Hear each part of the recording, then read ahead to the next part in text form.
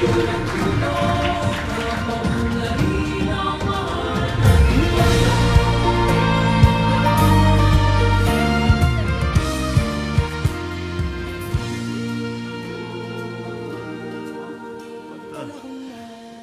is the prettiest audience that I've ever had here.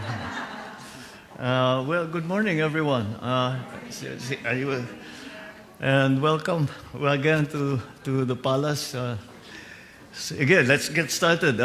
We'll first administer the oath of office. So those who are taking the oath of office, please rise and raise your right hand and repeat after me.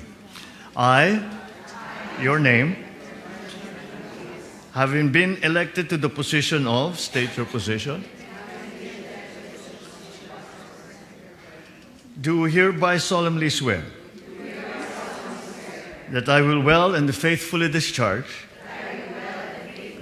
to the best of my ability, the duties of my present position, and of all others I may hereafter hold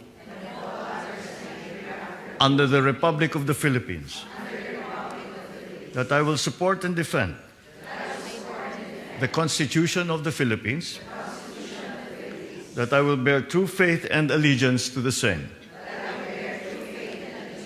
that I will obey the laws, legal orders and decrees promulgated by the duly constituted authorities of the Republic of the Philippines, and that I impose this obligation upon myself voluntarily, without mental reservation or purpose of evasion. So help me God. Congratulations.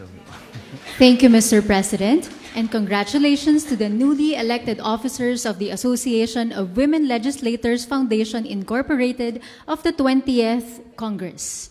And now, may we invite the President to deliver his speech. Thank you. Thank you very much. Well, first of all, allow me to greet again, as I refer to you, the former tenant of Malacanang Palace and Pampanga 2nd District Representative Gloria Macapagal Arroyo, the honorable members of the House of Representatives, the Association of Women Legislators Foundation, Inc., and the founder and co-president of this organization, Representative Gina de Venecia.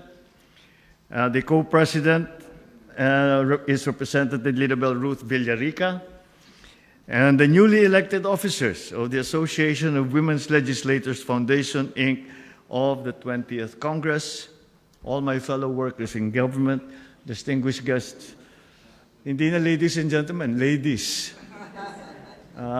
Good morning, and once again, welcome to Malacanang Palace. I have to admit it is very unusual for me to have this audience where I am the only thorn among the roses. It's a very pleasant sensation, I must say. So before anything else, allow me to congratulate the newly elected officers of the Association of Women Legislators Foundation, Inc., or the AWLFI, of the 20th Congress. Your election reflects, once again, your confidence in your colleagues and the faith that they have placed in your leadership. It marks the continuation of a mission that has long strengthened the voice of Filipino women in our democratic institutions.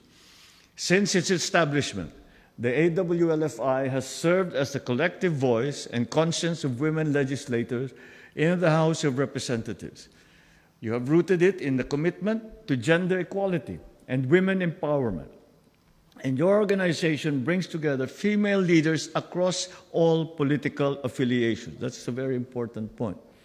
Here, advocacy has risen above partisanship. It becomes a space where collaboration flourishes, shared values guide action, and meaningful solutions emerge for the benefit of our people.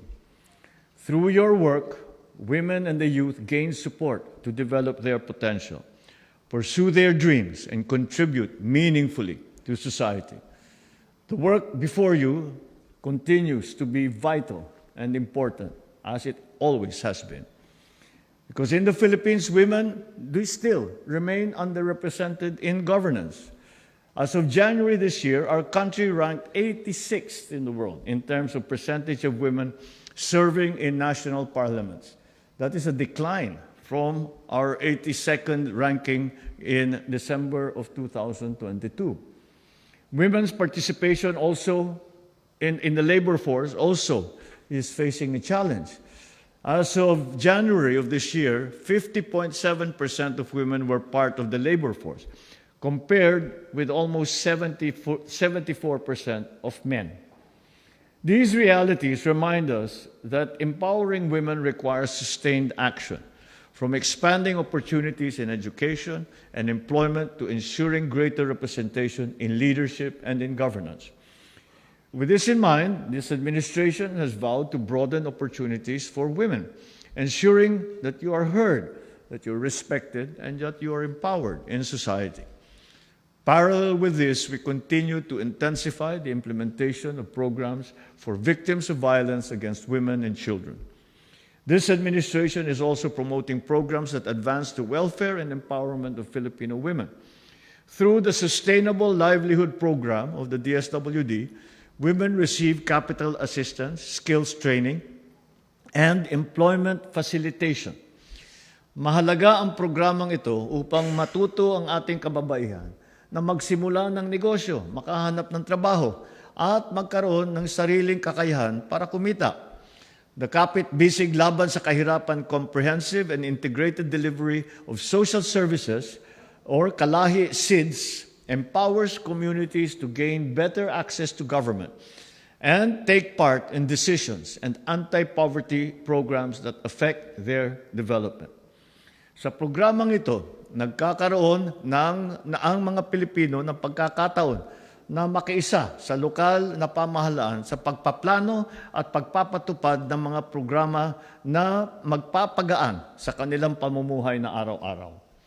Through the Pag-abot program, we provide assistance to vulnerable and disadvantaged women who find themselves in street situation. Tinutulungan nito ang ating kababaihan na makabalik ng ligtas sa kanilang pinanggalingan. Para naman sa mga nangangailangan, maaari silang pansamantalang tumira sa ating mga residential facilities. Our collective efforts to advance the rights and welfare of women are contributing to crucial progress. According to the Global Gap Report of the World Economic Forum, the Philippines improved its standing in gender parity from ranking 25th globally in 2024, and we are now 20th in 2025.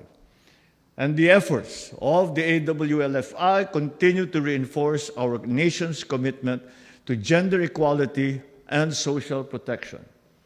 Through your advocacy for laws that safeguard women and children and your initiatives such as the annual All-Women Session, you highlight the indispensable role of women in nation building. Kaya't sa mga bagong opisyal ng AWLFI, pagpatuloy po ninyo ang pagbibigay lakas sa ating mga kababaihan. Mga ina, mga manggagawa, guro, leader, at mga batang babae na nangangarap ng mas maliwanag na kinabukasan. Kasama rin dito ang ating mga kababayan sa ibayong dagat na nagsusumikap para sa kanilang mga pamilya, para sa ating bayan. Carry forward the values that define true public service, excellence, integrity, and enduring passion. Because for too many women and girls, the promise of opportunity remains distant. They are silenced by poverty, by violence, by traditions that deny women their rightful place. Yet we know this truth, that when women have a chance to learn, to work, and to lead, she does not rise alone because she lifts with her her family, her community, and that way, her nation. So sama-sama natin pagkilos na itatag natin ang isang Pilipinas na mas makatarungan, na mas maunlad, at mas puno ng pag-asa para sa susunod na henerasyon. And to put it very simply, and this is the way I encapsulated it when I spoke in the United Nations for the women's community, it's really quite simple. Women must always be included in the halls where decisions are made, especially when those decisions affect women's lives. Therefore, we are talking about education for girls. We are talking about justice for women who are still seeking justice. We are talking about support. We in the Philippines do better. We are the best performers in this regard in Asia. But there's still much that we can do.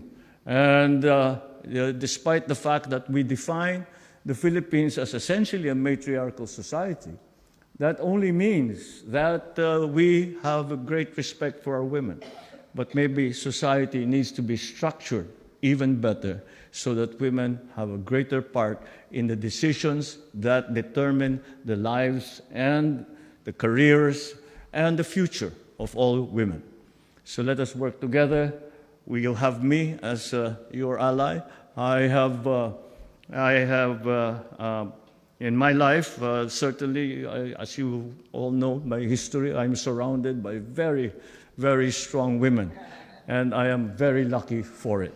So, let us continue to encourage that continuing aspect of Filipino life and Filipino culture. Maraming salamat. Congratulations sa inyo lahat. Mabuhay ang bagong Pilipinas. Thank you, Mr. President.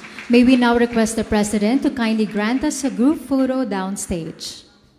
May we request everyone to kindly stand and gather in the center for the group photo.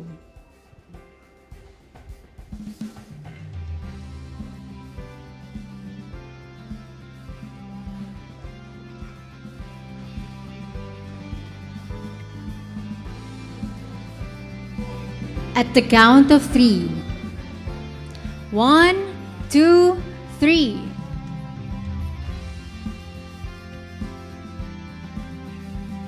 Thank you, Mr. President, for granting us a photo opportunity.